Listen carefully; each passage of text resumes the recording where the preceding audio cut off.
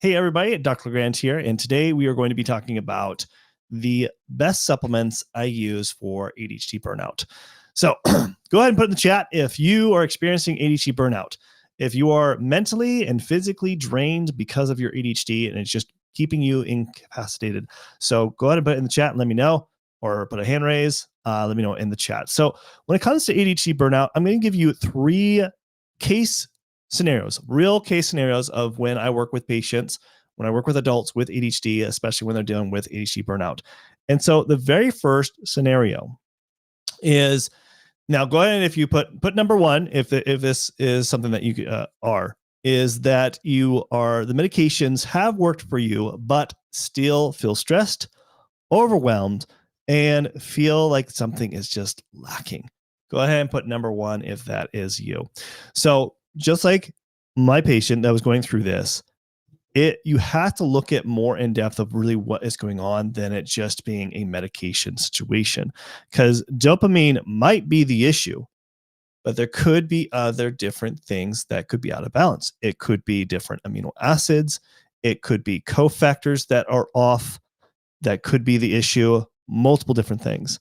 So when we look at testing, we want to first see, okay, why is there the overwhelm and the stress, and the medication isn't really quite doing what it's supposed to? Why are we feeling this complete ADHD burnout? Well, when I ran the test and looked at different neurotransmitters and different amino acids, saw that he had low PA levels, low tyramine, and also dopamine levels, and also low norepinephrine and epinephrine, and also glutamine or glutamate, and GABA levels were low, and histamine, and also taurine. So a lot going on here. And this is a common thing that I will see, that usually these areas specifically will be low when someone's feeling so overwhelmed and they feel like something is still lacking and they have this ADHD burnout. And so the best supplements to be implementing when it's this situation is incorporating tyrosine, because he was low on tyramine levels, L-theanine because he was low in dopamine, but also norepinephrine and epinephrine. L-theanine can help with that.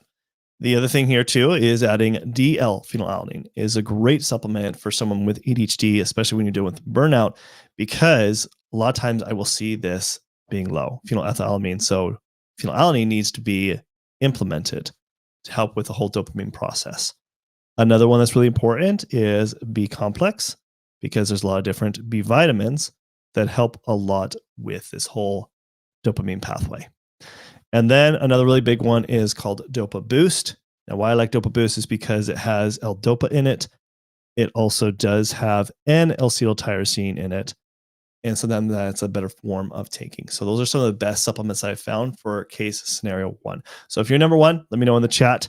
Now, once we've implemented that, it made a big difference for this individual, because they felt really burnt out and overwhelmed and the medication wasn't working. But when we implemented this, he felt not only more relieved and not having that mental, physical burnout anymore, but he was able to focus throughout the day, not feel so stressed, because we were able to target the specific needs that he needed from his imbalances. Okay. Now, let me know in the chat if you are case scenario number 2. So this individual, or what I will see in a lot of different patients, clients that I work with, is that the medications have not worked. Like if they have not worked for you and you feel more stressed and tired. So let me know if you are number 2 in this situation. So when you are feeling, when the medication is not working and then you're more stressed and tired, it still goes back to the importance of looking at what is the imbalances for you specifically, of what are going to be the best supplements to be implementing. Okay. So in this case, what you're going to find is that, like when I ran this test, is it wasn't necessarily just because it was PA levels were low, but on quite the opposite, things were elevated. Things like norepinephrine were elevated. Also, tyramine levels were elevated, and dopamine levels were almost elevated, but still not an issue. Just like how, so opposite from case scenario number 1. Now, also, glycine levels were low. Glycine, as well as histamine levels were low, but the breakdown of serotonin, 5-HTIA, was low. So in this situation, the best supplements for this individual, what they need specifically, and I want to look at more. Typically, when I'll see someone who's very stressed and tired, I will look at cortisol. And clearly enough, his cortisol levels were really low. And then it kind of jumped up towards the end of the day. So supplements that I need to implement on this situation is L-theanine, D-L-phenylalanine, because he still needs some support with the phenylalanine B complex, but adding rhodiola. So that's what's different in this situation is adding rhodiola, because rhodiola typically will help with, in this case, let me go back up here, is with this situation right here, when things are elevated, and also with this situation. Okay, when things are elevated, we need to make those adjustments. The other thing here too, I don't know why I didn't put it in here, but also is adding glycine, because his glycine levels were low, or hers. And then also adding L-histidine. Now, histidine is something that helps as a driver and modulator for building different neurotransmitters. We think it as something like giving us itchy red eyes, like it's an inflammatory response, but it's also important for building and modulating, driving different neurotransmitters. So when it's low, we'll need to add something like L-histidine. And then as far as dealing with the cortisols, is adding adrenal desiccated and then ashwagandha at night. Okay, so those, like with those, adding that combination for that individual, definitely was very supportive for them, and be able to eliminate all the different types of symptoms they're experiencing of feeling that stress and feeling tired. And the medication wasn't working for them. But the supplementation stack, as well as the nutrition lifestyle that we put along with it, helped drastically for that individual. Now, with this individual, you can put this in this case, number 3. So go ahead and put in the chat if you are number 3. And number 3, this, I see this a lot as well, is that medications also have not worked for that person, but you feel stressed, depressed, and tired.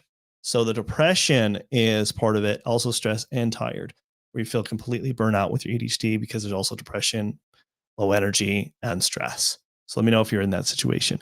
Now, with this situation, typically we're looking at a different pathway, and that's usually the serotonin pathway that we're looking at that could be an issue. And usually we want to test for that to see, okay, is this a problem? What kind of supplementation is going to be best for this individual? And so with her, when we ran the test, we saw that there was things that were also quite different. Her PA levels were elevated. Interesting.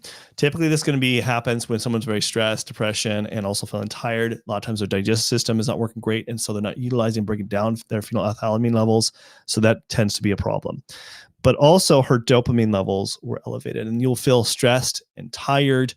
It can be an issue. But on the opposite, her serotonin levels were low, and that's where the depression was creeping in. Right. But also, there was her glycine levels were elevated, so something to do with the digestion, but her histamine levels were low, and taurine. Taurine is an important amino acid for building and modulating also different neurotransmitters. Epinephrine levels were low, so it was very hard for her managing stress. So that's why it was just kind of up and down. She was experiencing all these different things. So that's why it's so important to do individualized testing to see truly what is off and what needs to be addressed. Okay.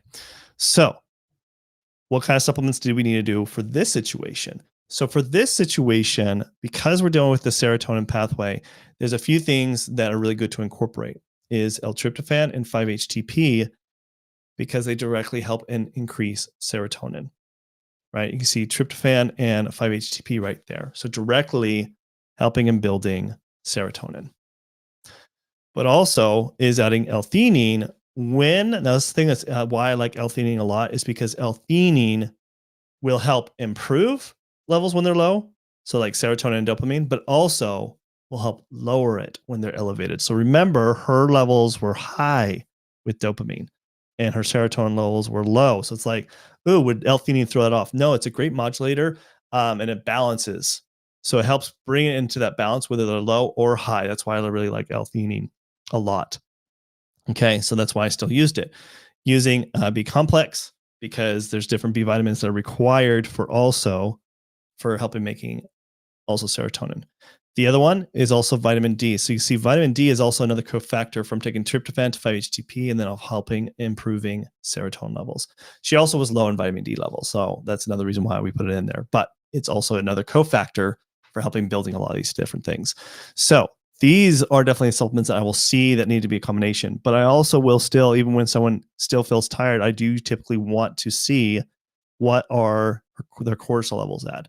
And her cortisol levels were low first thing in the morning and also early evening, but then they spiked at night. So I still use adrenal desiccated just in the afternoon and then ashwagandha at night to help balance that out. So that's really critical.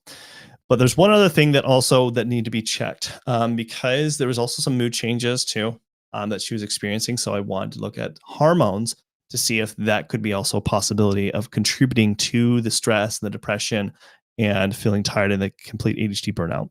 And sure enough, her progesterone levels were low and DHEA. So we added a natural progesterone cream along with DHEA, which helped balance out. Now, DHEA is what helps make a lot of the estradiol and testosterone. So it's really important to make sure you're addressing that because that could be a contributing factor.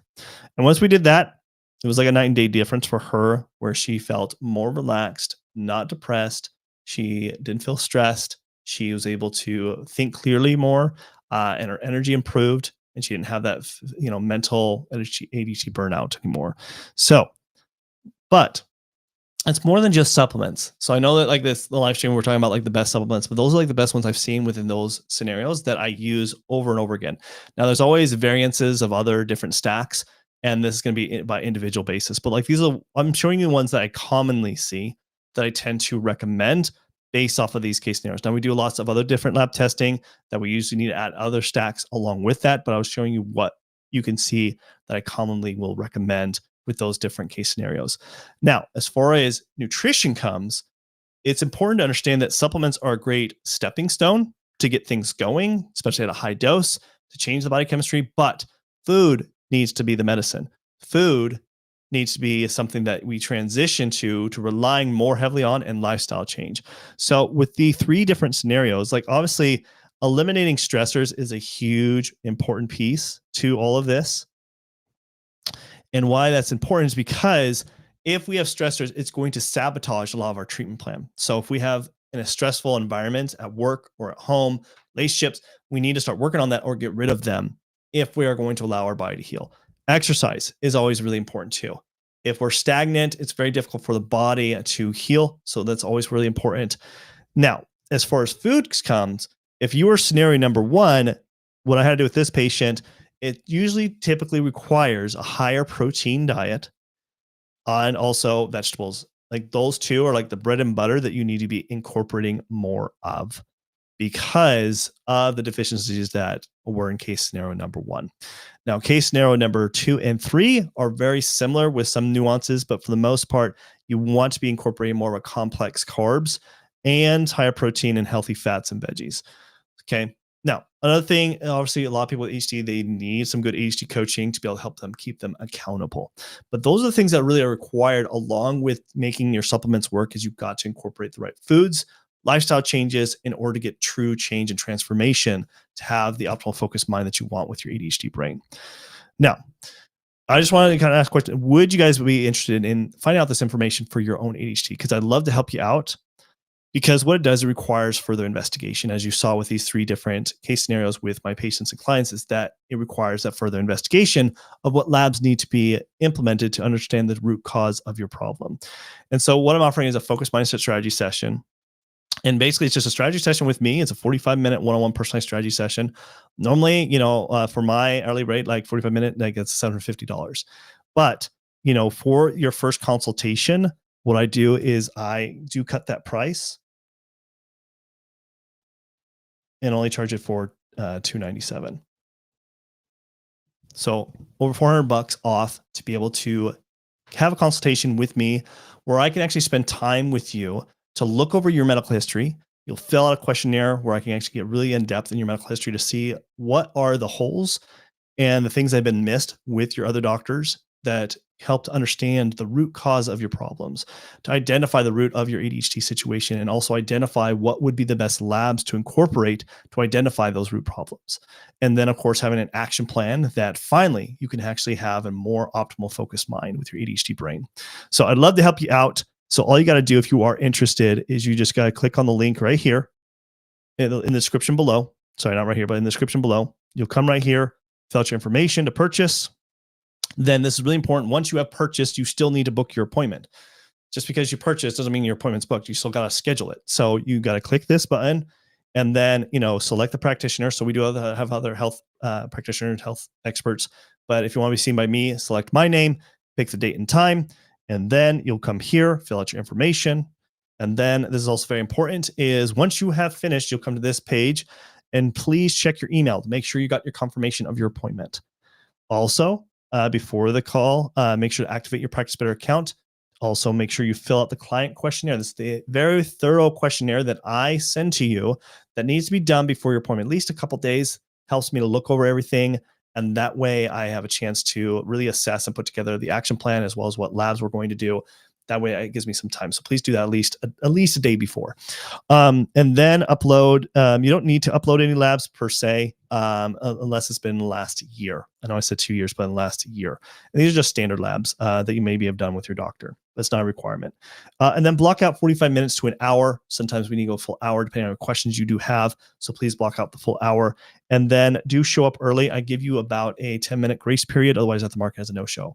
The other thing is also if you do have a spouse or significant other, I do like to know the outside perspective of the spouse or significant other. It gives me a lot more intel about your situation, the challenges that you're facing, because sometimes I find that the spouse, significant other, or the person that's coming and see me has a hard time conveying it, but the spouse can give me a lot more details and information. So I do require that they are there. So please have them present. So when you're picking a date and time, pick that date and then go ahead and book that appointment. All right. So if you are interested, I'd love to help you out. The first action is just to book that consultation so that I can help you out. So I'll see you in the inside. Thanks. Bye.